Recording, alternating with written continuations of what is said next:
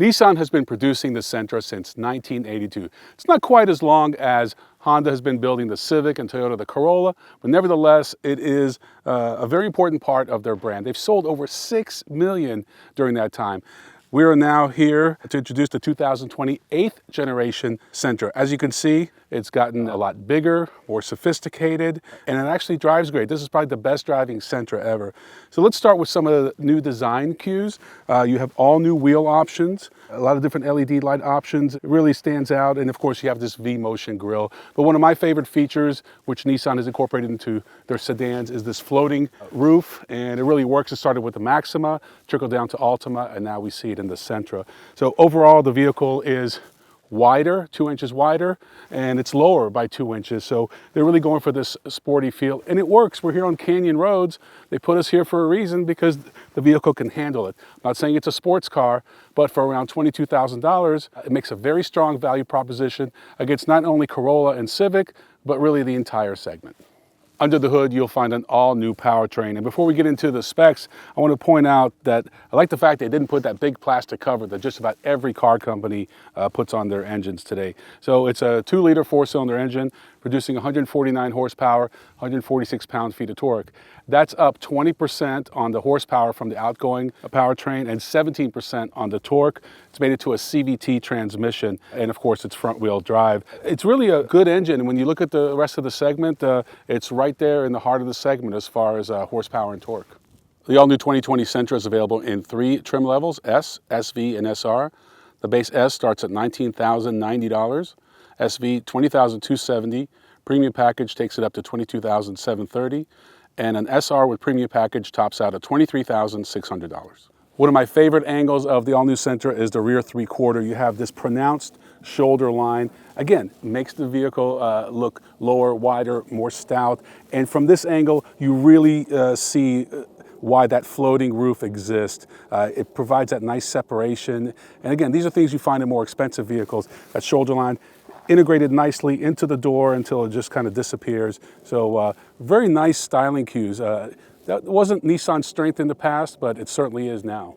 I frequently get asked, what color are you driving, Ron? And the answer is Monarch Orange Metallic, or MOM, and it really stands out. You know, people who are buying a vehicle in this segment, they want good value, they want good fuel economy. Average is around 32, 33 depending on the trim level, and they want reliability, and Nissan really delivers on all ends. And they've really taken it up a notch on the interior, which we're going to get into in a little bit. The D-shaped steering wheel, you have GTR-inspired air vents, so a lot of little nice touches. We know you're driving an economy car, but you don't have to feel like you're driving one.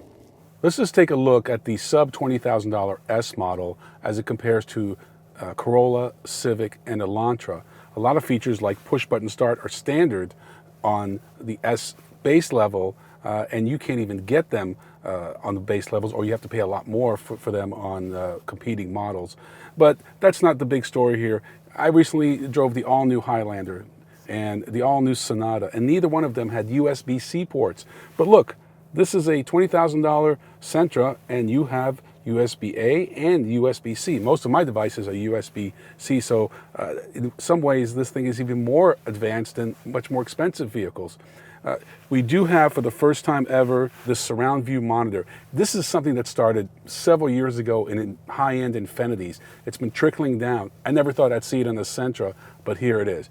You may not think much of it, but if you're backing up next to a curb, this could be a very valuable piece of safety equipment. Overall, very impressed. I'm glad they still have a traditional shifter. This infotainment system does not have navigation, and I think that's smart. It saves them a little bit of money, but you still have a 7-inch display, but it has Android Auto and Apple CarPlay as long as you're above the S level. So the base model doesn't have it, but everything above it does. And let's face it, chances are you've got a smartphone, and if you have a smartphone, that's all the navigation you need. All right, let's talk about the interior and driving impressions of this all-new Sentra. I got to tell you, I'm pleasantly surprised. And I shouldn't be, because when I went to drive the all-new Versa a few months ago, I just expected it to be like the first 2 generations, and they really went upscale with that one. I titled it the Versa, It Doesn't Suck. And I can tell you, this Sentra is surprising me even more. Not just with all the content, all the standard features, but how it drives. I never thought I'd say that about a Sentra. The seats are comfortable.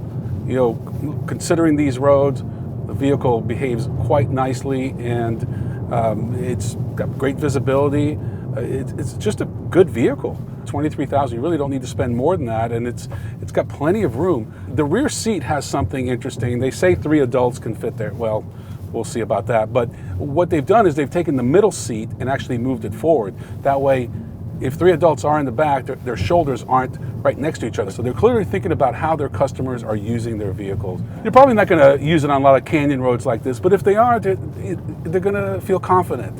They're going to know that their vehicle can handle it. I mean, you could see, you get a little body roll. Okay, it's a $20,000 sedan, but it's not that bad. And, you know, I'm staying in my seat pretty good. So you got a nice sunroof, a lot of standard features in this SR with the premium package. And I like what they've done. I want to talk a little bit about the steering wheel.